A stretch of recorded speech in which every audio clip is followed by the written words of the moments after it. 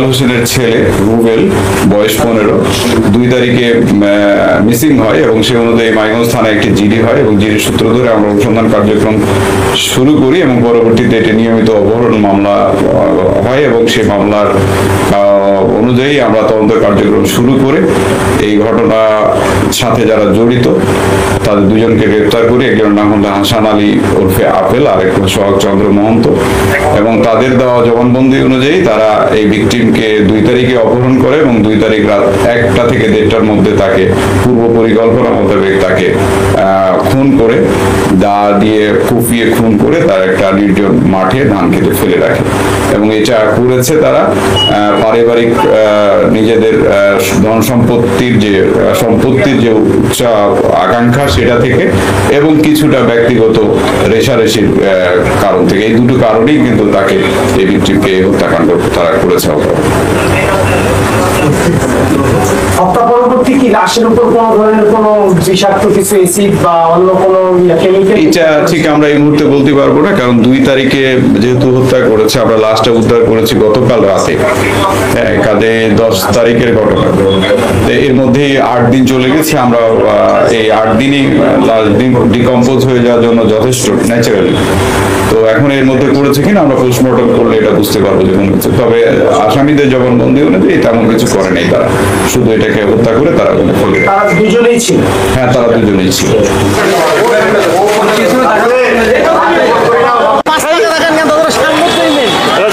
দেখিয়ে ছবি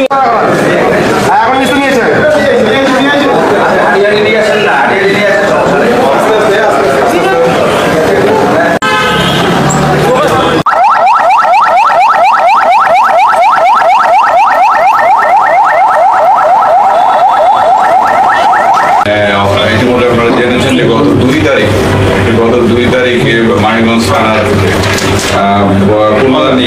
ফুলদানি ইউনিয়ন এলাকার বিল্লাল হোসেন নামে এক ভদ্রলোকের ছেলে, 15 বয়সে ছেলে,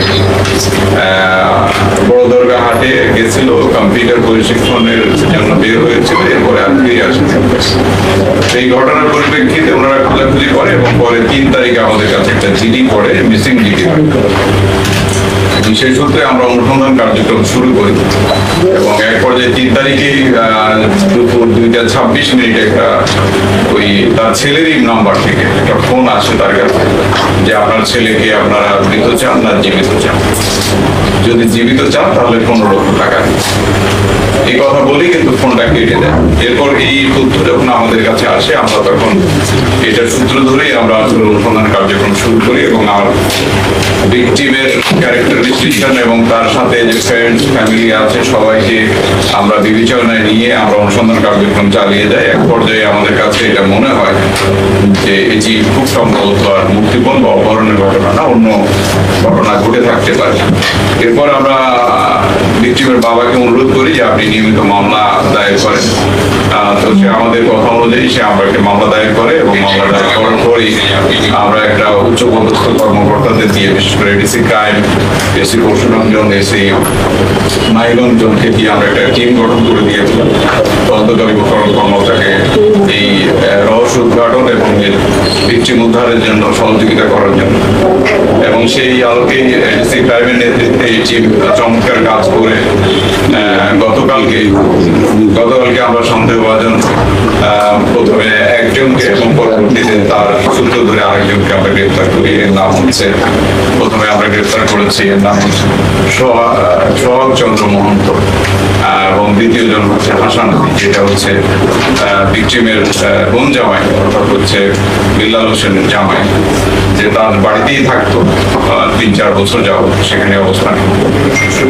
তো তাদেরকে নিয়ে আসার পরেই আমরা বুঝতে পারি যে ঘটনাটি ভিন্ন এবং তারা আমাদের কাছে যে স্বীকারোক্তি দেয় যে তারা তাকে অপহরণ করে পূর্ব পরিকল্পনা অনুযায়ী অপহরণ করে এবং অপহরণ করার পর তাকে হত্যা করে লাশ ফেলে রেখেছে এবং তাদের দেওয়া তথ্য অনুযায়ী লাশ আমরা উদ্ধার করি।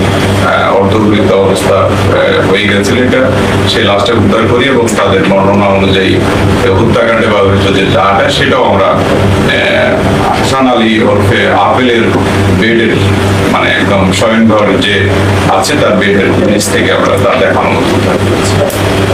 এখন এই ঘটনা আমরা আসামিদের জিজ্ঞাসাবাদ করে যেটা বুঝতে পেরেছি যে এই ঘটনার সূত্রপাত হয়েছিল এই হাসান আলী ওরফে আপেল হচ্ছে ভিকটিমের বোন জামাই এবং হচ্ছে সে দ্বিতীয় বোনের স্বামী, 3 বোন, আর এই ভিকটিম নিজে একমাত্র একটা ছেলে।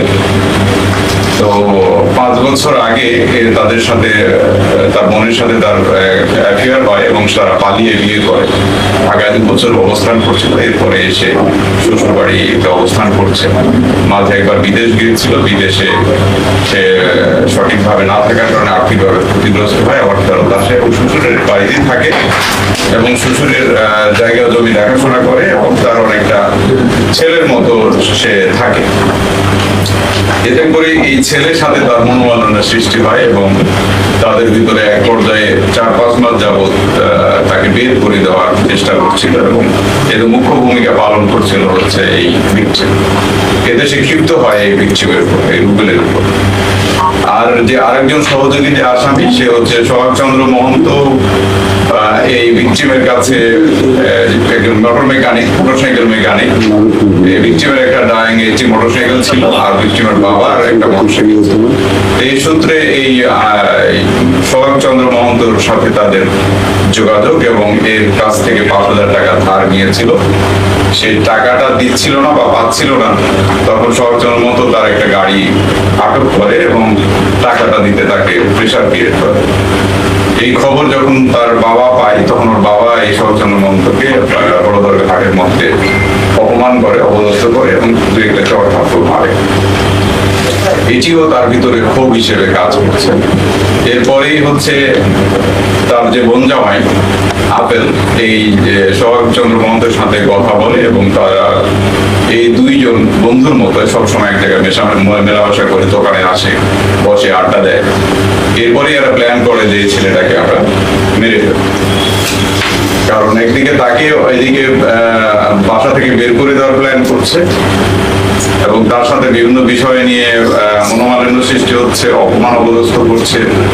আর এদিকে আরেকজন যে আসামি তারও পূর্বের একটা ক্ষোভ আছে এবং এই হাসান আলী ওরফে আপেল এই মেকানিককে প্রস্তাব দিয়েছে যে এর বিনিময়ে তুমি আমাকে সহযোগিতা করো, তুমি তাকে নিয়ে আসবা, নিয়ে এসে একটা নির্জন জায়গার কথা বলেছে, সে জায়গায় এসে রাত 12টার মধ্যে থাকলে সে বাসা থেকে তার অস্ত্র নিয়ে এসে তাকে হত্যা করবে।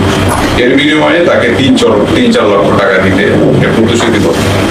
এই অর্থের লোভেই কিন্তু এই হাসান আলী এবং তার পূর্বক্ষোভ থেকে কিন্তু তাকে এই কাজে সহযোগিতা করতে সে রাজি পায় এবং সেই প্ল্যান অনুযায়ী তারা 2 তারিখে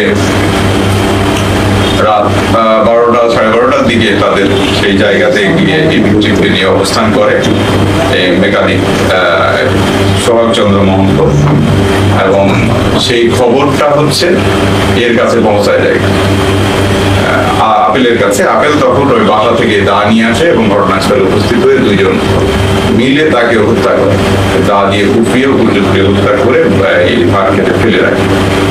এটি হচ্ছে মূল ঘটনার প্রবাহ, যে কি কারণে তাকে হত্যা করলো এবং কিভাবে হত্যা করলো। আমরা আসামিদের জিজ্ঞাসাবাদ করেছি, আসামিরা পুরোটা স্বীকার করেছে ঘটনা। আমরা এখন আসামিদের কিন্তু আদালতে সোপর্দ করবো এবং আমরা চেষ্টা করবো তাদের স্বীকারোক্তি জবানবন্দি দেওয়া।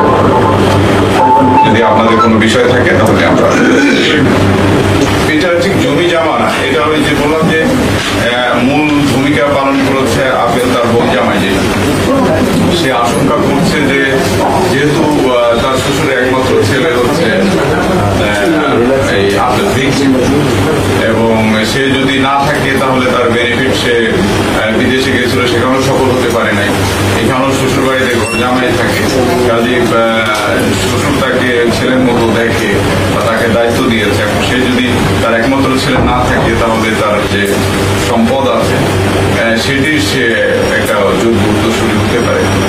আর এই সুযোগটা হচ্ছে। আর সে এখান থেকে মনে করছিল যে যদি সে বেঁচে থাকে বা সে যদি আরো বড় হতে থাকে তখন এক পর্যায়ে হয়তো তাকে এই বাসা থেকে বের হয়ে যেতে পারে। তো এই সব কিছু প্ল্যান করেই সে কিন্তু এই সিদ্ধান্তটা নিয়েছে এবং এর জন্য হচ্ছে ওই সোহাগচন্দ্র মহন্তকে সে ব্যবহার করেছে। যেহেতু সোহাগচন্দ্র মহন্ত এখানে তার উঠা বসা আছে, তাকে দিয়েই কিন্তু এই সহযোগিতাটা সে নিয়েছে। স্কুলে পড়ে বা সে একটা মাদ্রাসায় লেখাপড়া করে। আমাদের কাছে তাদের বয়স অনুযায়ী আমাদের থেকে তো ঠিক 15 বছর সে একটা মাদ্রাসায় লেখাপড়া করে। আর সে ব্যক্তিও খুব বেশি লেখাপড়ার মধ্যে নাই, সে বিভিন্ন ওই যে কম্পিউটার শেখে, এই যে করে এরকম একটু তার এই আছে। লেখাপড়া আছে। হ্যাঁ, ব্রেক অফ স্টাডি আছে।